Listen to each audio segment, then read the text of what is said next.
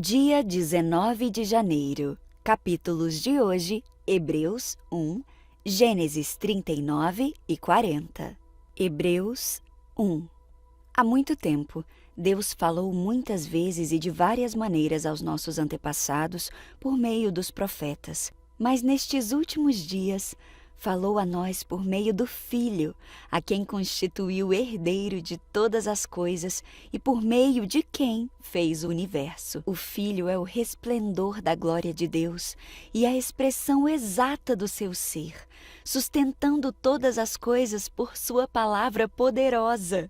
Depois de ter realizado a purificação dos pecados, ele se assentou à direita da majestade nas alturas, tornando-se tão superior aos anjos quanto o nome que herdou é superior ao deles. Pois a qual dos anjos Deus alguma vez disse: Tu és meu filho, e hoje eu te gerei? Ou outra vez: Eu serei seu pai, e ele será meu filho. E ainda, quando Deus introduz o primogênito no mundo, diz: Todos os anjos de Deus o adorem.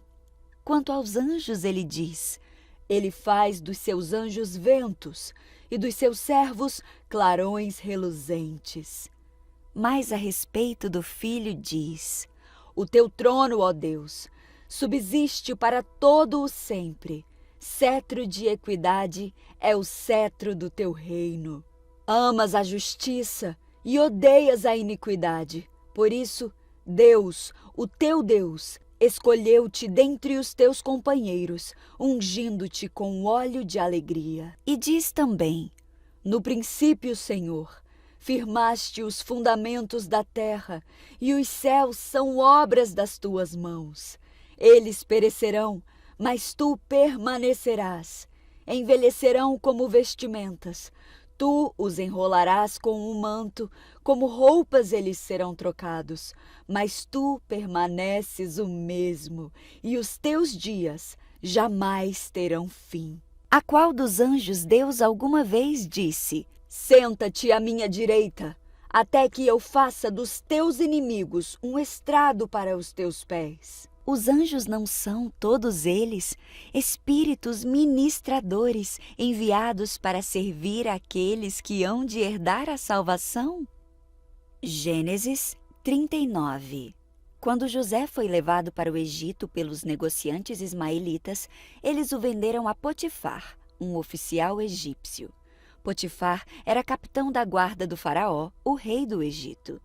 O Senhor estava com José. Por isso, ele era bem-sucedido em tudo que fazia no serviço da casa de seu senhor egípcio. Potifar percebeu que o Senhor estava com José e lhe dava sucesso em tudo que fazia. Satisfeito com isso, nomeou José seu assistente pessoal e o encarregou de toda a casa e de todos os seus bens. A partir do dia em que José foi encarregado de toda a casa e de todas as propriedades de Potifar, o Senhor começou a abençoar a casa do egípcio por causa de José. Tudo corria bem na casa, e as plantações e os animais prosperavam. Assim, Potifar entregou tudo o que possuía aos cuidados de José, e tendo-o como administrador, não se preocupava com nada, exceto com o que iria comer. José era um rapaz muito bonito, de bela aparência, e logo a esposa de Potifar começou a olhar para ele com desejo. Venha e deite-se comigo, ordenou ela. José recusou e disse: O meu senhor confiou todos os bens de sua casa a mim e não precisa se preocupar com nada.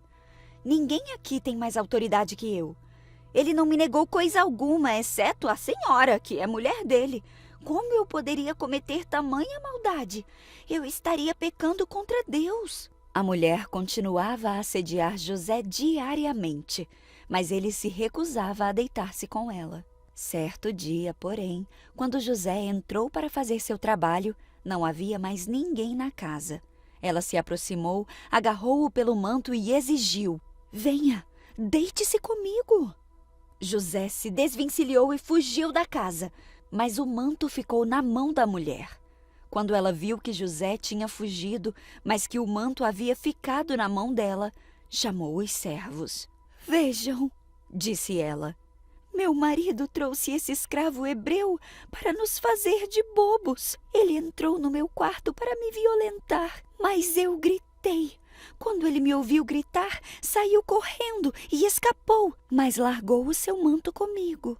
Ela guardou o manto até o marido voltar para casa. Então, contou a sua versão da história para ele. O escravo hebreu que você trouxe para nossa casa tentou aproveitar-se de mim, disse ela. Mas quando eu gritei, ele saiu correndo e largou o manto comigo. Ao ouvir a mulher contar como José a havia tratado, Potifar se enfureceu. Pegou José e o lançou na prisão onde ficavam os prisioneiros do rei. E ali José permaneceu. Mas o Senhor estava com José na prisão e o tratou com bondade. Fez José conquistar a simpatia do carcereiro, que em pouco tempo encarregou José de todos os outros presos e de todas as tarefas da prisão. O carcereiro não precisava mais se preocupar com nada, pois José cuidava de tudo. O Senhor estava com ele e lhe dava sucesso em tudo que ele fazia. Gênesis 40.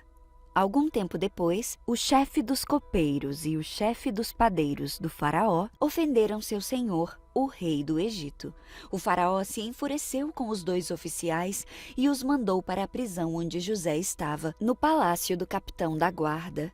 Eles ficaram presos por um bom tempo e o capitão da guarda os colocou sob a responsabilidade de José para que cuidasse deles.